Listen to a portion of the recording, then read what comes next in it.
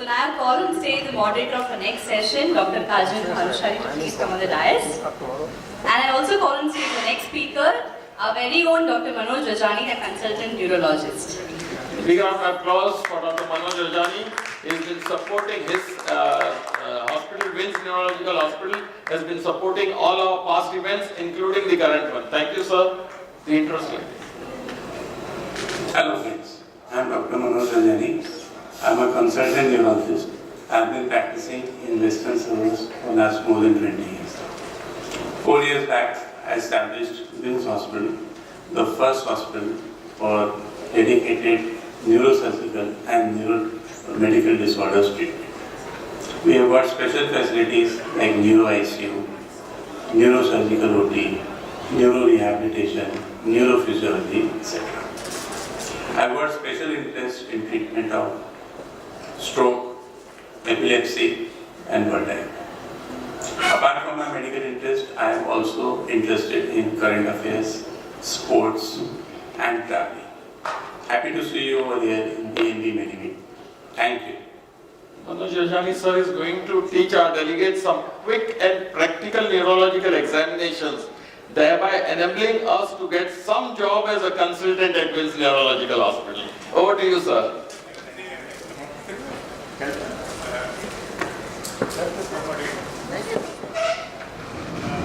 morning, everybody. I hope you have been enjoying this. Sir, mic. I am quite near. I hope all of you are enjoying the show which has been put up by Rajesh and his team. I am enjoying it a lot. It's been a very nice, comfortable stay. The activities since yesterday, they have been very enjoyable. I wish Rajesh and his team every success and all the future at BMB office bearers also, all the success in their future endeavors also. So, when they called me and they told me that I have to give a talk in BMB, they said that the theme they are planning is back to the basics. So that is what I was told. So I actually thought that I then gave it a thought, what should I take up in basics?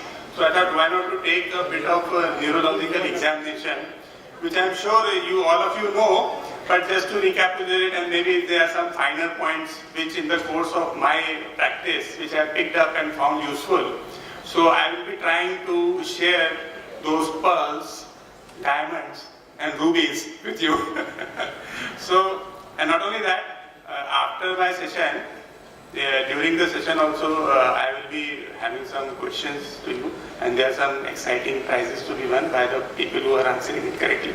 And after this talk, there is a small quiz which we have kept our stall, which the answers, most of the answers are there in my talk only, and they are very exciting silver coins to be won by people who do well in those quiz. So my request is maybe you can pay attention to what I'm saying, and later on win some silver coins also. Sir, abhi form de Sir, not only the delegates, but the paramedical staff also will be attentive to your lecture now. So, silver pen ka sawal hai, sir. And one more thing I would like to say at the outset is that, see, this whole neurological examination is, teaching it, of course, doing it hardly takes 5 to 10 minutes, but teaching it may take some time. So I may a bit overshoot. I have the liberty from the organizers for overshooting a bit. I will try to be as concise, precise, and as short. But unfortunately, the topic is such that putting it in half an hour is really rushing the things. And what I have tried is that after attending this session, you should be in a place to diagnose the patient's neurological condition very well, and you may be able to treat it. If required, you might be able to investigate, and so that we can treat the patient much better. So what I have tried is that in my talk, I will try to give some tips which you find very clinically useful. You can use it in your clinic bedside examination, and it will help you in your clinical practice. So back to the basics. So as I was already mentioning, see, the purpose of all this history taking, I also assume that you have already taken a good history, because that is very important in neurology. So I think you have already taken a good history and now you are proceeding for the examination. And at the end of all this exercise, we have a hypothesis with us that this is the history, this is the finding in the examination, so this is the most likely diagnosis. If there's still a bit of confusion, then maybe you can do some investigations according to what the patient's condition is. And finally, we have the diagnosis and we can start the appropriate treatment. So that is what all the purpose of this exercise is.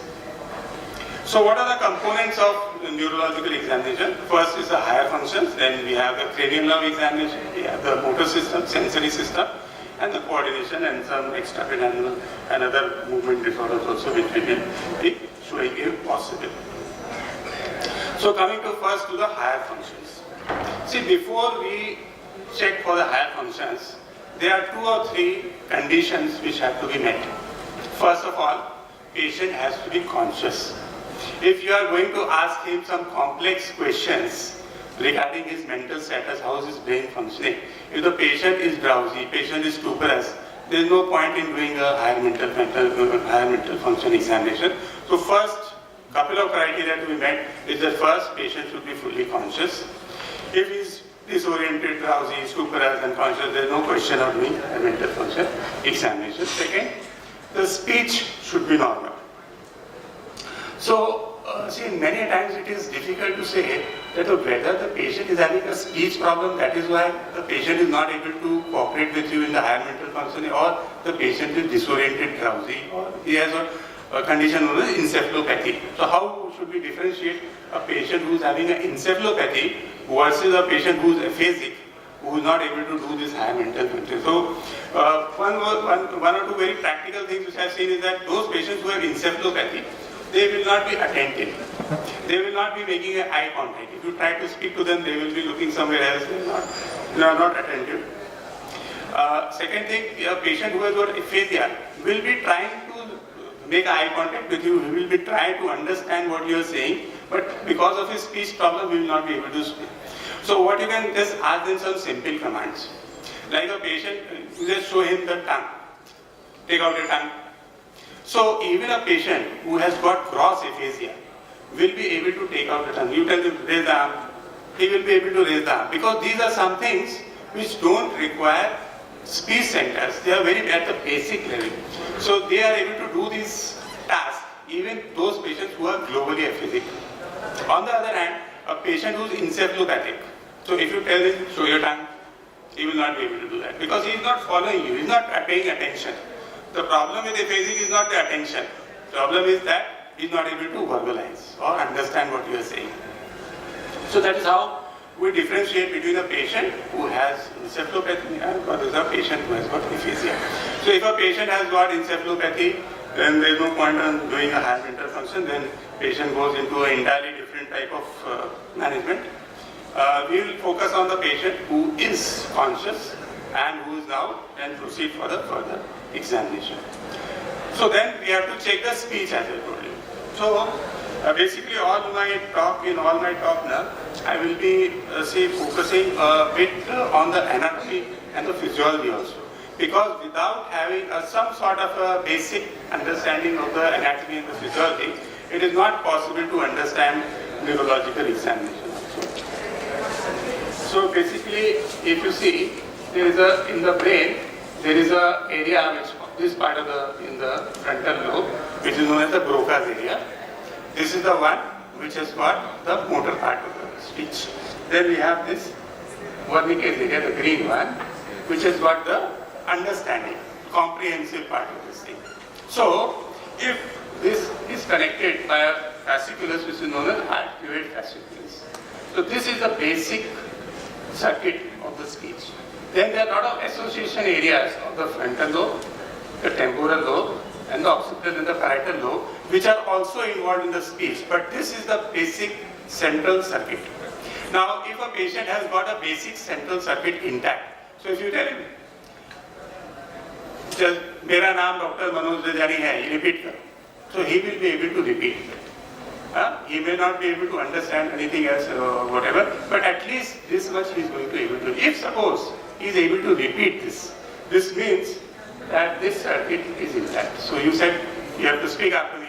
मेरा नाम Dr. Manoj Rajani है, and he is able to say that, so this means that this basic circuit is intact.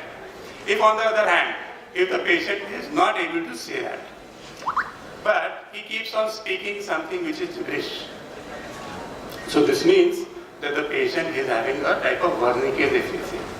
So these patients with Wernicke's aphasia will not be able to repeat what you are saying, and they will be speaking a lot of nonsense, which is known as neologisms, paraphasias, etc. So if you show them a watch, they will say, watch, watch. So that is the way they are going to say. They are not able, or they may not be able to understand at all. So this is the Wernicke's aphasia. If on the other hand, patient has got a transcortical aphasia, so the patient is able to repeat these things, but they will not be able to properly communicate.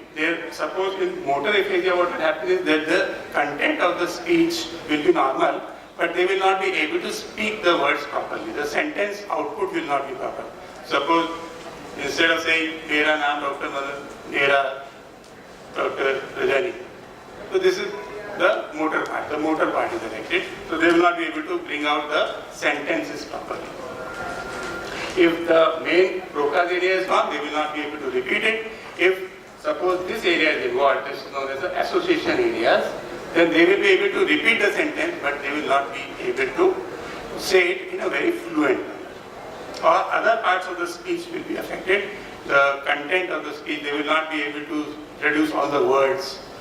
If on the other hand, transcortical sensory aphasia is present, then the patient will have difficulty in understanding all the difficult, say like synonyms, adjectives of the speech, but they will be able to repeat. So that is how you differentiate between a central aphasia, the one which is involving the central circuit, and the transcortical ones. So if a patient is having a speech deficit, then again you cannot do the higher mental function examination. So this is patient is labeled as aphasic. Many times those patients who especially have Wernicke's aphasia, they start speaking very gibberish, neologisms and those paraphasic, and they land up with psychiatrists because the way they start behaving, they are not able to make you understand what they are saying, and you are not able to understand what they are saying. So there is a two-way communication gap because the center for the comprehension is gone. So many times these patients with aphasia actually landed just 3-4 days back only. My psychiatrist referred me one patient. That sir, ये कुछ गड़बड़ लग रहा है, ये आपका लगता है. So basically they had landed up with a psychiatrist. So you have to keep in mind. So whenever you see the patient, you check his speech also, and if there is a problem, then basically patient is having aphasia rather than aphasia. Now coming to the higher mental functions. See, as we do this examination of the reflexes, sensation, then we try to localize that where is the lesion. Same way, it is for higher mental function also. When we do the higher mental function testing, we want to see which lobe is intact, which lobe is affected. So there are some simple tests which you can do at your clinic very easily bedside, and they will tell you that all the lobes are working properly or is there any problem with one. So I'll just enumerate few of the very simple ones. Now see, the frontal lobe is involved in the attention, the judgment, and it is also involved in what we call registration. Because if you have attention, then only you can be able to register and later on form the memories. When you start this examination, because we are going to take the memory also later, so you can tell the patient to remember 3 words, because at the end of the whole examination, maybe you will save some time. So when you start even for the frontal, you can give the patient 3 words. Just kala, ghoda, pani. You remember that? I will be asking you after a few minutes. This is going to be a test for the recent memory. So this you can tell the patient at the outset and then start doing the frontal lobe examination. So attention span. How we check for the attention span? We can just ask them to say, give them a simple word, like word, and tell them to spell backward. So if they are able to do this, D-L-O-I-W, then this means that the patient is paying attention to what you are saying and he is able to complete that task which you have given him. If you have problem with the frontal lobe, what happens is that the patient may become inattentive and they will not be able to do the task which you are giving them, because the frontal lobe is the one which is chiefly involved in maintaining the attention. So if you give them a if you say a 5-digit number and tell them to repeat it after you, this can also be a test of attention. So this is a way either, suppose the patient is not so literate, then repeating the word backward may be difficult. Just give them a 5-digit number, and they are able to repeat it after you. That means that the patient's attention is okay. Then we have to see the judgment, which I was telling you. It is the frontal lobe, actually, which makes human beings human. So it is very important for the functioning of the brain. So if you have a frontal lobe deficit, then the patient may start behaving in a very abnormal manner and may create a lot of social problems for himself and the family. So by the examination, you can just simply ask, say, suppose तुम्हारे घर में आग लग गई, तुम क्या करोगे? अरे बाहर भाग जाऊंगा, पानी बुझाने की कोशिश करूंगा. If you answer this appropriately, this is a test for the judgment of the patient. So this is how we do by some 2 or 3 simple ways to at least have a gross idea of whether the frontal lobe is functioning properly or not. Temporal lobe is basically for the memory. As I was telling you, that recent memory is subserved mainly by the what is known as the hippocampus and the amygdala and the medial temporal lobe. See, these are the anatomical substrates which are they lie in the medial temporal lobe. This is where the recent memory is formed. So as I told you, when you started the frontal lobe testing, you had given them 3 words, kala goda pani, and after say 2-3 minutes, you asked them, see, जब we start किया था ना, तो मैंने तुमको 2-3 words बताया था, क्या था वो? So if they are able to recall those words, this means that the patient's recent memory is intact. The remote memory actually gets stored in the respective cortices. So that requires only thalamus and some other structures to recall it. So you must have seen a lot of patients who say, sir, juna inko sab yaad hai, but naya cheez bhul jate hain.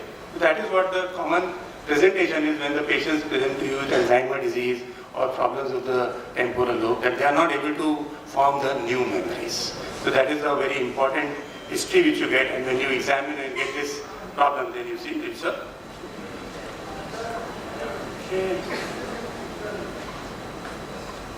there is one slide. Okay.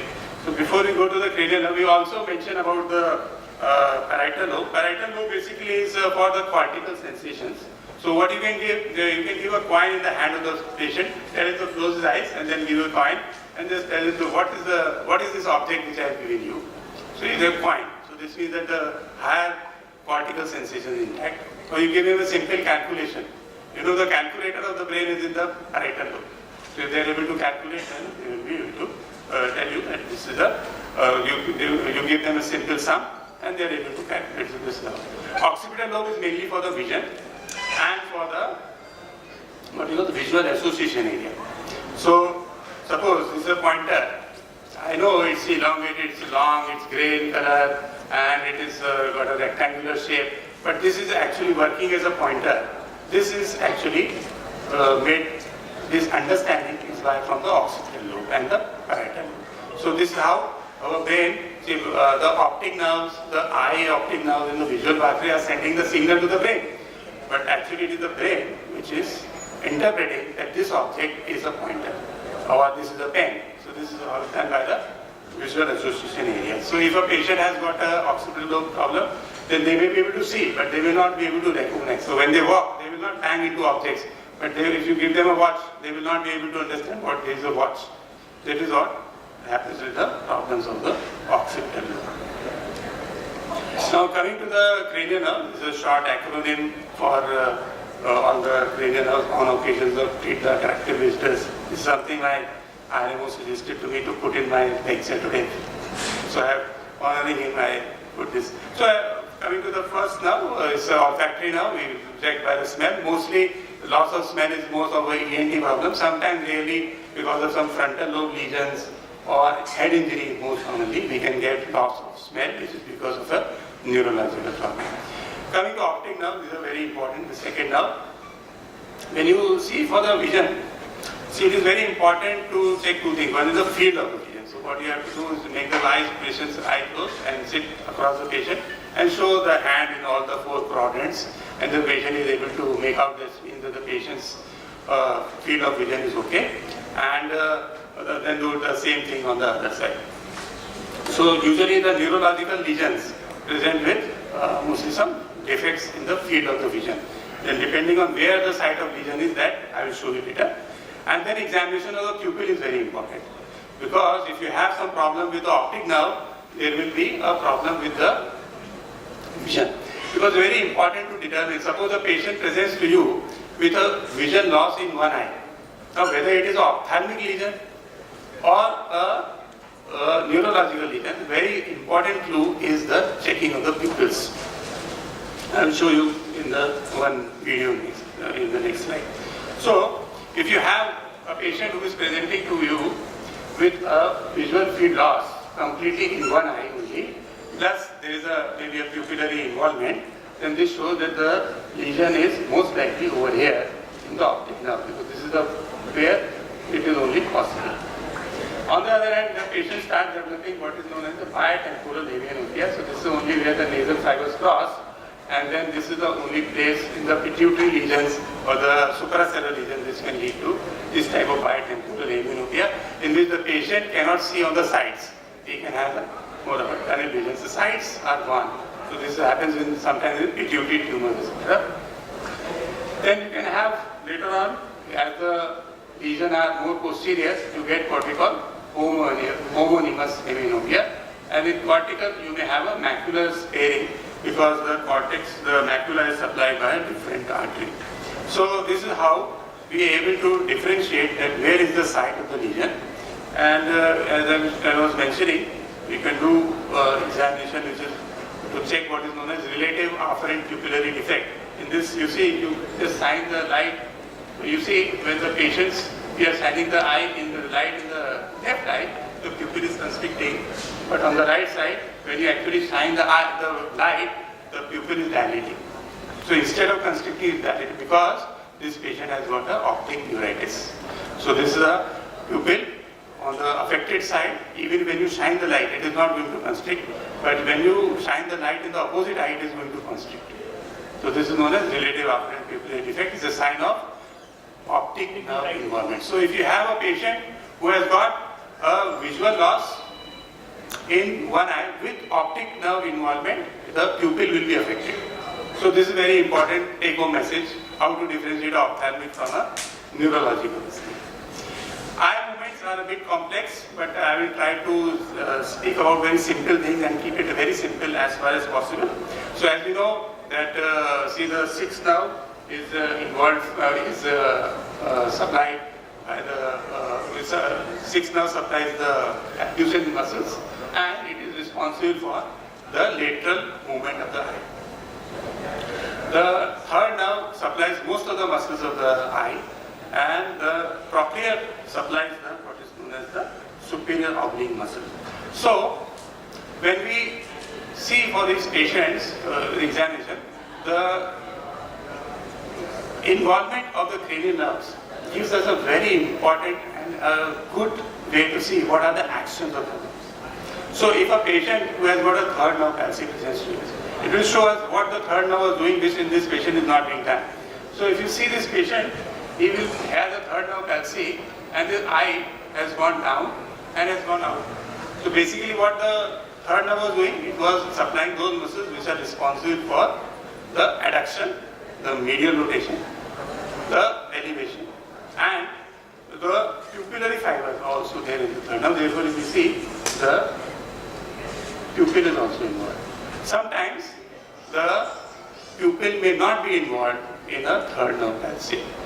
So what is the importance of pupillary involvement in a third nerve palsy? This is one of the questions which gets a gift. Anybody from the audience? The second and third nerve have conjointly got involved. I am speaking out when the vision is okay in this patient. Vision is okay. Only the third nerve is involved. The pupil is dilated. So if the pupil is not involved, then it can be like diabetes or anything. Yes, you have got the point. So basically, I will give it to you. So in third nerve, which don't have a pupillary enlargement, then mostly they are non-compressive. But those where pupil is dilated plus third nerve, so there has to be a compressive lesion. So this is very, very important because, as you see, the third nerve is passing from the pons and going up into the eye. And there, on the way, suppose there is a compressive lesion, some tumor is there, or what we call aneurysm is there, PCOM aneurysm. They are very common. And if you get a patient with third nerve involvement who has got an enlarged pupil, this should immediately send the alarm bell ringing and you get an urgent scan done. Because this is the type of patient you cannot afford to miss. Because if they have suppose an aneurysm, it may bleed and patient may die because of the aneurysmal bleed. So, see these nerves, because when they pass through this basal systems and go into the eye, on the way there can be many things which can happen, inflammation, tumors.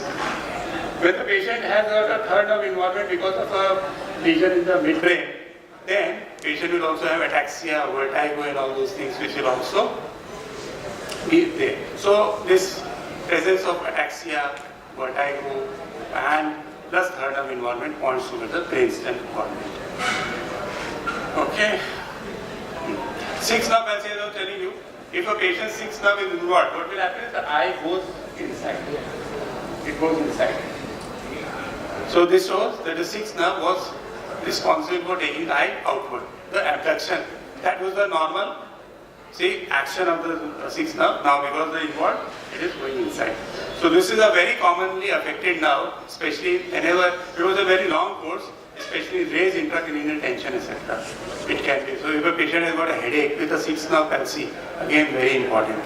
So if a patient presents with sixth nerve palsy with headache, you have to think about raised ICT. And you have to check the fundus also and see.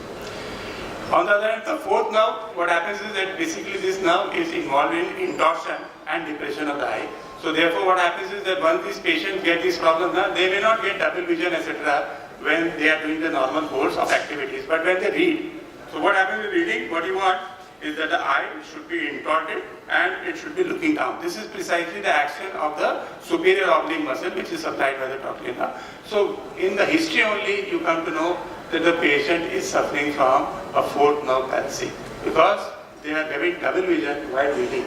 It is as simple as that. If a patient is having normal vision when he is looking at far objects, just distant things, he is able to see absolutely fine. But when it comes to reading or climbing down the stairs, this is one thing has to do. There is nothing else but fourth nerve palsy. And then usually the head tilts towards the opposite side, just so that which is the side of the leaf. So in this patient, she is having a right fourth nerve palsy. Okay. Right. Trigeminal is mainly for sensations of the face, and the motor part, the masseter and the temporalis muscle is supplied for this thing. Now coming to very one important clinical entity which you are facing, I think, every day in your clinics, the Bell's palsy. So this seventh nerve palsy most commonly is because of the Bell's palsy, and as you can see in this, the clue is over here also, that the eye size is different. The face is affected, this right side of the face has become weak, and if you see this eye has become larger as compared to this. So this itself gives a clue that this patient is having a lower motor neuron type of seventh nerve palsy, and you tell the eye patients to close his eyes, the eye remains open, or the eyelashes don't bury inside. So this is a classical Bell's palsy. This is a lower motor neuron lesion. Mostly 95% of cases are viral thing. If you don't have any association like vertigo, vomiting, anything else in the brainstem, because the seventh nerve arises from the pons. If there is a lesion in the pons, then also patient can get a seventh nerve palsy, but then there will be vertigo, ataxia, other sensory loss, weakness, etc. So if this is not there, those only isolated seventh nerve palsy, 95%, no need to do MRI, CT scan. You can just diagnose clinically and start the treatment. On the other hand, upper motor neuron facial palsy, what happens is the eye closure is pretty intact. Only the lower part of the face is affected because the upper part of the facial nerve neuron receives the cortical supply from both the sides. Therefore, even a unilateral lesion, patient may have a good power in the muscles of the eye closure. Eighth nerve, see, basically when the patient has got a sensory neurodeafness, then it's more of a, maybe a neurological problem. You know, if it is a conductive deafness, it's mostly a ENT problem. And see, so how to differentiate? By doing very simple tuning fork test. Just vibrate a tuning fork, put it in front of the ear. if the patient is able to hear more louder as compared to what he hears when the tuning fork is placed on the mastoid. So this is the air conduction is more than bone conduction. Suppose the air conduction, bone conduction both are reduced, it goes to a sensory neural deficit. If the patient's bone conduction is better than the air conduction, this means the patient has got a conductive type of hearing loss, and the patient straight away goes to Dr. Rahul Modi, our next speaker. So, this was about it now. I have not gone too much into detail because we are running short of time already. Vagus nerve, simple thing, how to check the patient's vagus, he has got a vagus nerve palsy, just open his mouth, see his palate. So, what do you see? That the palate is deviated. See, the uvula is deviated towards this side. So, basically the palate on this side is weak. So, 10th nerve is affected on the left side. Therefore, the patient's uvula is getting pulled towards the right side. Patient also has dysphonia, dysphagia, and they may be having other problems also. So, gag may be defaced and the swallowing becomes affected. This patient may aspirate. So, you have to be very careful.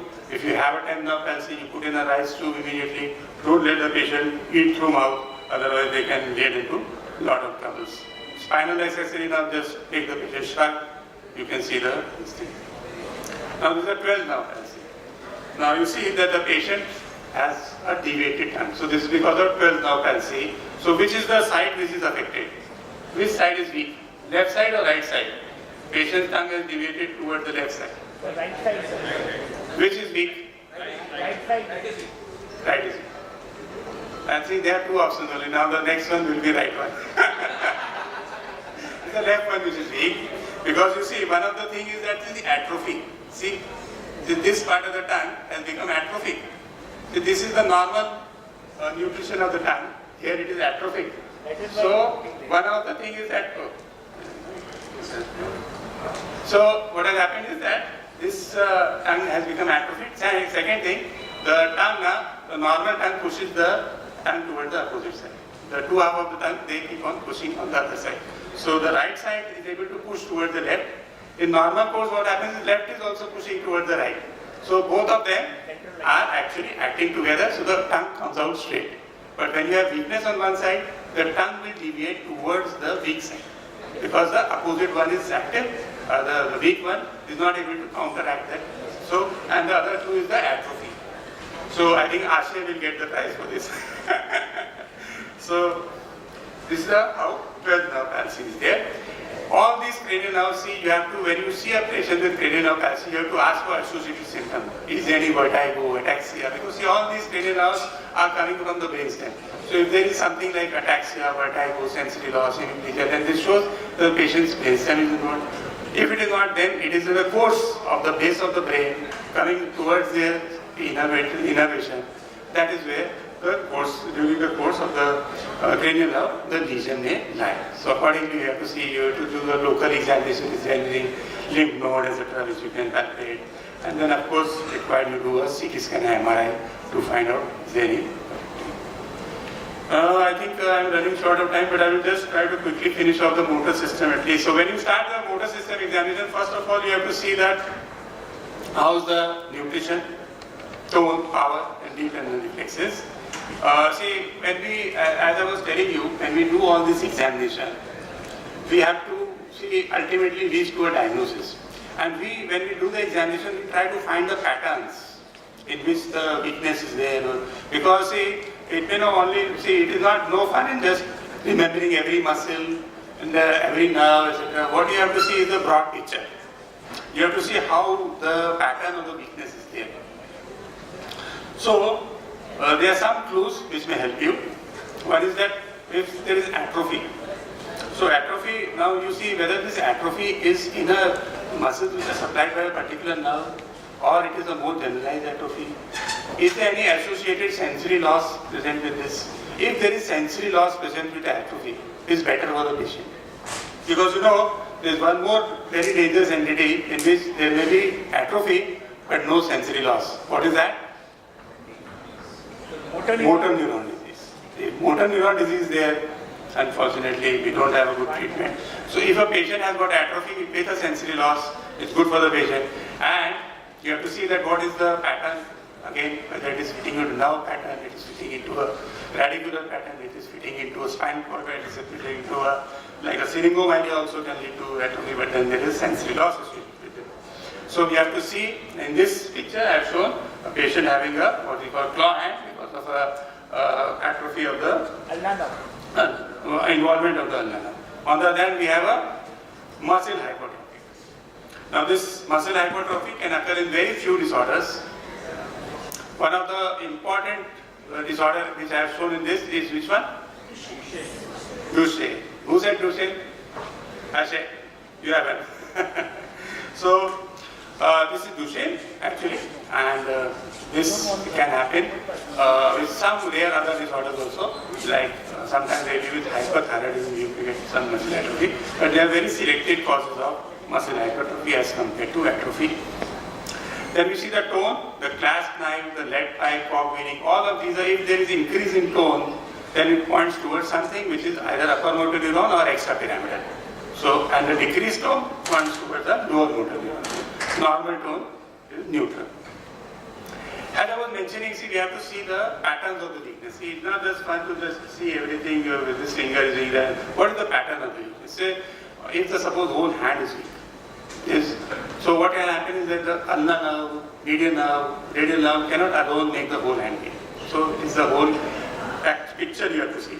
One important thing with the corticospinal lesion is that patients are not able to do the fine movements. When you see the check the power, they will be fairly okay. If you tell them to hold your fingers tight, etc., they will be fairly okay. But when it comes to finer movements like writing, buttoning, unbuttoning, maybe breaking a chapati, so these are the things which may first tell you. And see, when they tell you, when you do the examination, you may not be able to find anything at all. But don't ignore the patient's complaint. They know about their body much more as compared to what we know. So never ignore the history. And when they come to you, you may not be able to see anything grossly abnormal, but still the patient may be having a big, maybe a swell or something, with lurking behind the curtain. So we have to be very careful. Distal weakness is more pointing to palatal symmetrical toward peripheral nerves. You may get something like this, and this patient just discharged 2 days back. Now just see, she is not able to get up on the proximal, lying up, sitting up. So when the patient is coming to your clinic, it's important to make them sit and stand up also, because sometimes the patient may be having a proximal weakness. And if you have a proximal weakness, there are again very few causes like muscle disorders, some rare myopathies, or some disorders like GB syndrome, demagnetic weaknesses, which can lead to proximal weakness. So this lady is able to walk fairly okay with some support, but she's not able to get up at all. So this is a proximal weakness. Corticospinal tract will not be affected. No, corticospinal tract will not lead to proximal weakness usually. Sometimes rarely you have some, suppose you have a watershed infarct in the NCA or ICA or MCA territory, you may get some proximal sometimes, but the history is very apparent. It is usually unilateral, so you can make out. There are some videos, but I think I am running short of time. So again, this is showing pronator drift, which again, see, as I was mentioning, temporal infarct. this is not so pronator drift, as I was mentioning, that see, you have to see the groups of the muscles which are involved. See, so when you examine, suppose there are large group of muscles involved, then this cannot be usually lower motor neurons. This is a very classical sign of stroke, etc. Deep tendon reflexes, I think a lot of the examiners have failed a lot of students, all these things and all these things. But see, it's very simple. You just have to make the patient relax. These deep tendon reflexes are very easy to elicit. Only thing, you should be relaxed and patient should be relaxed. And you have the confidence that you will be able to do it. And see, just a video. So just, you can do it in many positions. But after this, see, make the patient sit and doing it, you are getting very nice with these reflexes. You can make the patient lie down. Important thing is to relax that muscle and relax the patient. Most common cause why we are not able to get the reflexes because the patient is not relaxed and the examiner is not relaxed. Nimesh Mehta is also making me tense. Just 2 minutes, huh? Babinski sign again, very important signs. You can see, you can just make the patient lie down, stroke this thing. If it is going up, it is a very important corticospinal sign. I think older examiners used to lay a lot of emphasis, and those people who are not able to do this Babinski sign properly were, as you know, what used to happen. So, this is in brief about how to differentiate a UMN and 11 lesion.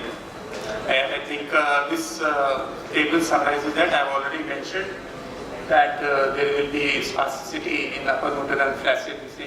The deep tendon reflexes will be hyper, muscle tone will be increased in disuse atrophy may be there, but wasting atrophy is there in lower motor neuron, and the fasciculation is present and it goes in favor of a lower motor neuron lesion.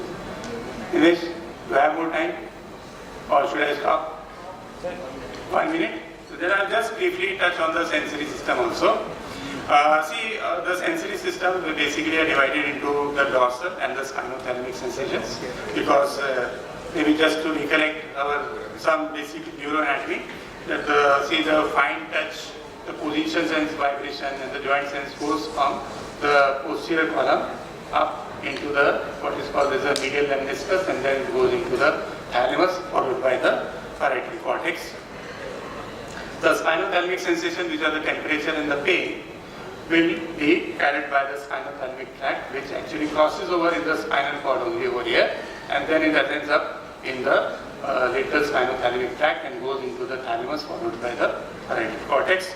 So you may have a thing in which there will be dissociate anesthesia. Suppose there is a lesion of the spinal cord which is producing a compression over, say, this part of the spinal cord only. So you may have a selective loss of temperature and the pain sensation, and the other joint position sensation is known as dissociate anesthesia, which may be present in disorders like syringomyelia. Again, as I was mentioning, you see the patterns of the sensory loss. So these patterns are very important. They tell us, they give a clue about the diagnosis. So if you have a patient who has got a sensory loss which is present bilaterally symmetrically in the feet over here, so this is going towards the peripheral neuropathy. This is a more advanced peripheral neuropathy. As the neuropathy advances, it goes up, and then you see the arms also start getting affected, even the center of the abdomen gets affected. This is what I told you. Brown Sequard syndrome, you have a dissociate anesthesia. This is a complete thoracothalamic or a cerebral hemisphere. This is a complete hemi-anesthesia. This can happen only if you have a lesion either in the thalamus or in the cerebral cortex. On the other hand, see, there are some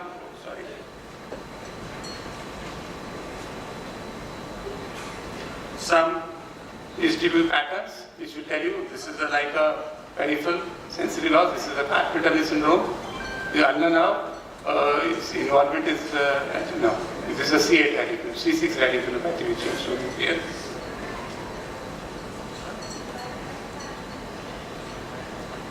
So this is how we look at the patterns. If the patient is having a distribution in a particular nerve distribution, radicular distribution, this is a peripheral type of involvement. If there is a pattern which fits into central, then we have to do the appropriate imaging. If it is a peripheral disorder, then we have to go for a nerve conduction study, EMG, if there is a need for diagnostic confusion. I think I have already overshot. I thank the organizers for being patient with me, but I am also helpless because you can see how I have rushed the things, and it's very difficult to finish, and still there are some things which are left over, which I hope maybe we will be doing in some of our other scientific programs later in the course of the year. Thank you so much, Nimesh or Rajesh, for giving me a patient listening. I hope I have not bored you, and I hope whatever I have told you may be of some relevance in your day-to-day practice, and you can diagnose your patient and manage your patients better. That was the whole intent of my talk. And after this talk is over, you can please come to Winds Hospital stall also and complete a quiz, and the 3 winners will get, as I have already mentioned. Thank you so much.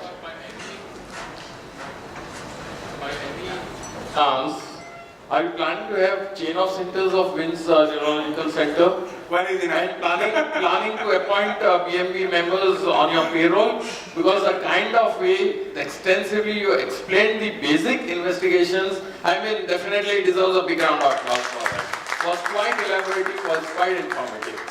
Thank you, sir, for that wonderful presentation. I would request our moderator, Dr. Kajal, to felicitate Dr. MANOJ RAJANI.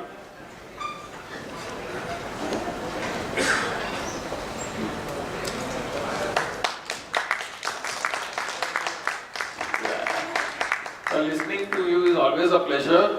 Instead of a neurosurgeon, you should have been a diabetologist. Your tongue is so sweet that you explain everything so well. Thank you, sir. Thank you so much, sir. And to felicitate our moderator, I request our BMB Vice President, Dr. Ashish Modi, sir, to do the honors.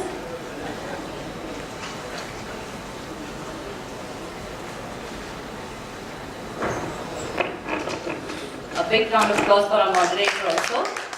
And now I call on stage the moderator of our next session, Dr. Alpa Mehta, ma'am. Please. Yeah, Tejal, before that, time for some surprise prizes. You all must be wondering, where does BMB get so many prizes? But yeah, it's your love affection which makes us do something more for you. A special round of 3 prizes from Chamunda Investments. I would like to request someone from Chamunda Investments to come here. And they are going to give us 3 prizes. The 3 prizes are, the first prize will go to the senior most delegate sitting here. Who's the senior most delegate? By age. By age, who's the senior most? So age, you'll have to reveal your right age. 71, anyone above 71? 76. 76, anyone above 76? Anyone above 76? 76 close, sir, can you come here? Second prize from Chamunda Investment is to someone. Who's the youngest?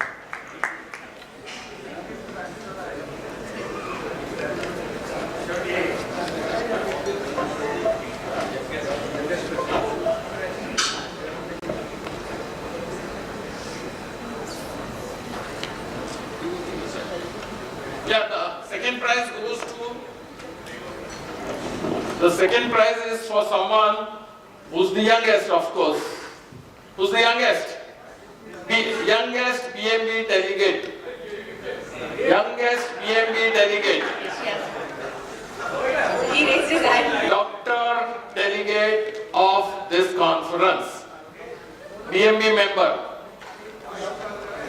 Yeah, your age in blue shirt. Blue coat. Age. You have to say your age. 35. Anyone younger than 35? Yes, you. 33. 33. Anyone younger? Be loud. Anyone younger to 28? Anyone 28 below? Fine. She is? She's on 28. 28. Which one 28? Month? May. September. So you are the youngest. Sorry, the youngest delegate is September born. And the third prize is for the delegate who's recently become a member with BMB and joined us for the conference. Recently become a member.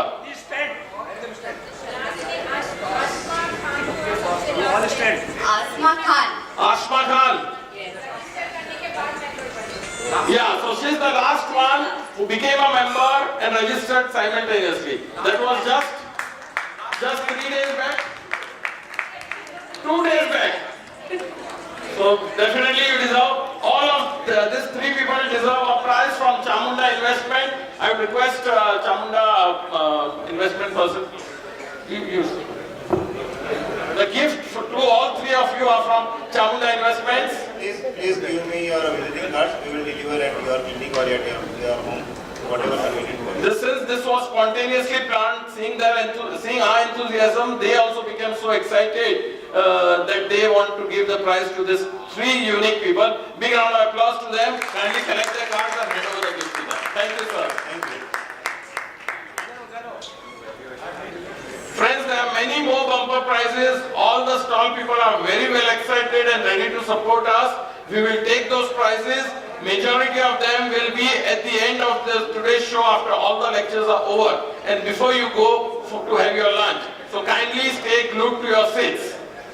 Yes, for our next session, I would call our the next moderator, that is Dr. MEHTA ma'am, to please come on the dais. Yes, the one thing which is constant in a medico's life is the persistent presence of time crunch. There's often too many things to do and very few hours on the clock. And amidst this everyday craze, keeping up with the medical world's happening is almost a luxury we all can't afford. I mean, each one of you have definitely had to miss a few lunches and dinners, sometimes due to work, and many a times have to have sleepless nights or less nights.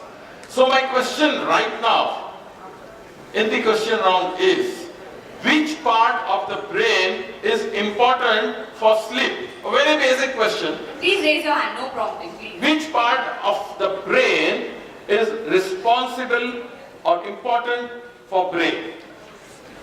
Very basic question. For sleep, yeah. Very simple question, I think. Which part of the brain is important for sleep? Yes, ma'am? Reticular activating system. Sorry? Reticular activating system. Sorry, ma'am. Kindly raise. Kindly rise. Yes, the answer is? Yes, very quickly said. Can you come here, please? Technically, sleep starts in the brain areas that produce SWS, that is a slow wave sleep. Scientists now have concrete evidence that two groups of cells, the ventrolateral preoptic nucleus in the hypothalamus and the parafacial zone in the brainstem, are involved in prompting this slow wave sleep. So hypothalamus is the correct answer. A big round of applause for him. I would request Dr. Rajesh Panchal to come and hand over this prize to him.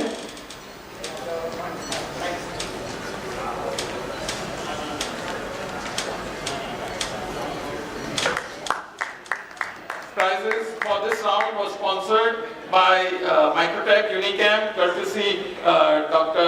Chaya Bangera. Thank you. Sir. Tagline. Mike.